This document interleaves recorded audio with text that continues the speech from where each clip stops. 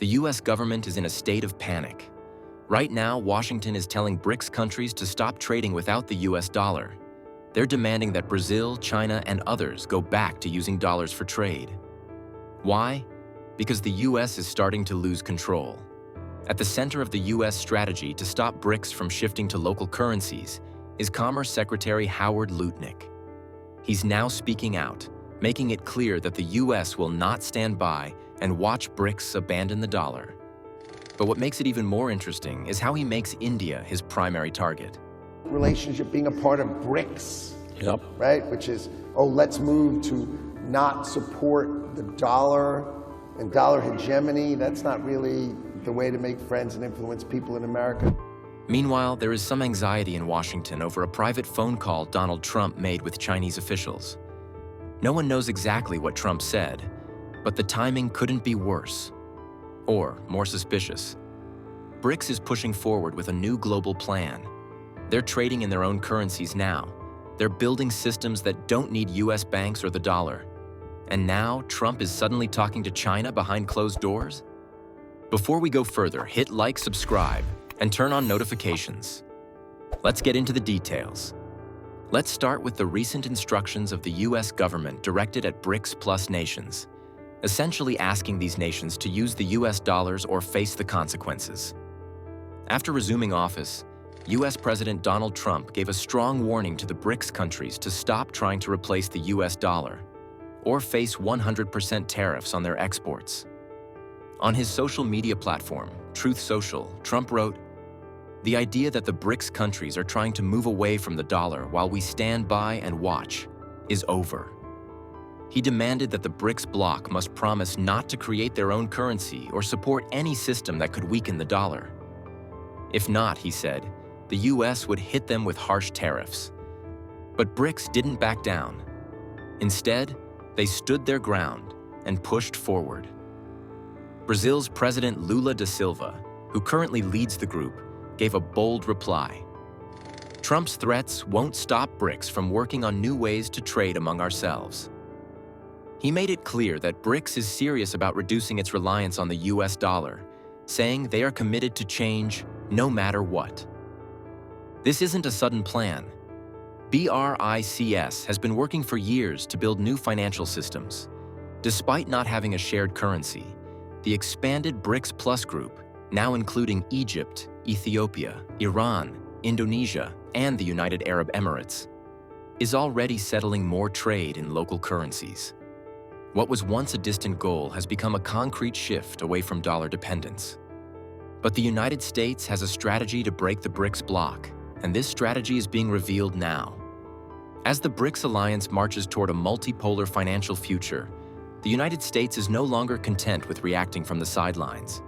It has a plan, and it's not subtle. If BRICS can't be stopped from the outside, Washington is betting it can be broken from within. The strategy is to exploit the fault lines, find the weak links, and start with the country most likely to bend. US Commerce Secretary Howard Lutnick gave a speech disguised as diplomacy but loaded with strategic warnings. Lutnick praised India's efforts to pursue a trade deal, but made clear what Washington really wants, which is open markets, reduced defense ties with Russia, and, most importantly, distance from BRICS. He never said China or BRICS pay, but he didn't need to. His words were carefully measured, but his intent was unmistakable. The US government is identifying strategic pressure points within BRICS, and India, still balancing its role between the West and the global South, is at the top of that list. If America can flip India, the thinking goes, the rest of BRICS may unravel like a faulty seam. But India isn't the only target. Washington is quietly probing other members too, offering trade incentives, military contracts, and economic partnerships, with just enough sugar to mask the underlying threat. Brazil, already under pressure to limit its cooperation with China, has seen a wave of US lobbying. The tactic is simple and aggressive, and that tactic revolves around the tariff war. Under President Trump's revived America First doctrine, tariffs have become more than mere trade instruments.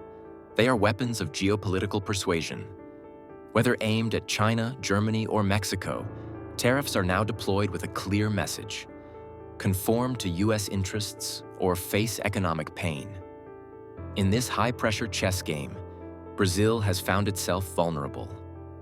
In May 2025, Brazilian Finance Minister Fernando Haddad confirmed that Brazil is actively negotiating with Washington to avoid U.S. tariffs on key South American exports. His plea is rooted in economic arithmetic. South American nations like Brazil already suffer trade deficits with the U.S., and any new tariffs would hit their industries hard. With this pressure point exposed, the United States has a unique opening, one that extends far beyond soybeans or steel. It can now raise the issue it truly cares about, which is Brazil's growing resistance to the global use of the US dollar. There will be no deal with Brazil until Brazil stops its efforts to end dollar use. Alongside trade talks, the Pentagon has been quietly fortifying ties with Brazil. In May, Admiral Alvin Holsey, commander of U.S. Southern Command, made a high-profile visit to Brazil to underscore U.S. military cooperation. Publicly, the agenda focused on defense. Privately, the symbolism was harder to miss. Brazil, though drifting diplomatically in recent years, is now being courted once again. Clearly, the U.S. wants Brazil on its side. If it succeeds, then the BRICS agenda can be ended. While Brazil strengthens trade and defense dialogues with the U.S., it is simultaneously leading Latin America's de-dollarization movement, promoting cross-border settlements in Chinese yuan, and developing direct payment corridors with BRICS allies. On May 12th, Brazil's central bank announced it will sign a major currency swap agreement with China's central bank, the People's Bank of China. The deal will be worth up to 157 billion Brazilian reais, or about 27.7 billion US dollars, and will last for 5 years. This currency swap will allow Brazil and China to exchange their currencies directly in times of financial stress, without needing to use US dollars. It is designed to improve liquidity and help stabilize financial markets if needed. Brazil's central bank governor, Gabriel Galípolo, is expected to visit Beijing soon to finalize the agreement. This move shows that Brazil and China are becoming closer financial partners, especially as tensions grow in global trade due to US tariffs. Recently, China also announced plans to invest more than $4.5 billion in Brazilian industries, including electric vehicles and renewable energy. Brazil already has a permanent currency swap deal with the US Federal Reserve and is now looking to create similar agreements with other major economies. This new swap with China is part of Brazil's larger strategy to reduce its dependence on the US dollar and strengthen ties with its BRICS partners. For now, it seems Brazil is standing strong in its plan towards de-dollarization. But what happens if the US succeeds? A fractured BRICS would delay or derail de-dollarization. Trade settlement systems like BRICS Pay would lose momentum. US financial hegemony would remain intact, propped up not by its own strength, but by the failure of its rivals to unite. That's the bet Washington is placing. But the question is whether BRICS has learned from history, whether it can overcome internal pressure and external manipulation long enough to build something enduring. Because if it can't, BRICS won't fall with a bang, it'll splinter in silence. One defection at a time. On the other hand, Trump is desperately trying to make a deal with China. President Donald Trump has now spoken directly with Chinese President Xi Jinping. Their first known conversation since Trump's second inauguration. The call, confirmed by Chinese state media and reportedly initiated by Trump, came amid escalating trade tensions following the collapse of a mid-May tariff truce. Back in May, Trump and Xi agreed to a 90-day pause in their tariff war. Under the Geneva Agreement, the U.S. reduced tariffs on Chinese goods from 145% to 30%, while China cut duties on American products from 125% to 10%. The idea was to buy time and pave the way for a more durable deal. But since then, both sides have accused each other of violating the agreement. U.S. officials claim China is stalling exports of critical rare earth minerals, which are essential for American tech and defense sectors. China, in turn, argues that Washington continues to punish it, banning access to AI chips, targeting companies like Huawei, and even revoking Chinese student visas. The mutual distrust is intensifying. While the Trump-Xi call could have been a breakthrough, it hasn't resolved much, at least not yet. The White House has released no official readout, and Chinese state media has kept details vague. Observers still don't know what was discussed or whether any concrete progress was made. This ambiguity is deepening unease in both political and business circles. Before the call, Washington insiders were increasingly alarmed by the silence between the two leaders. A direct conversation was seen as critical to salvaging the fragile truce.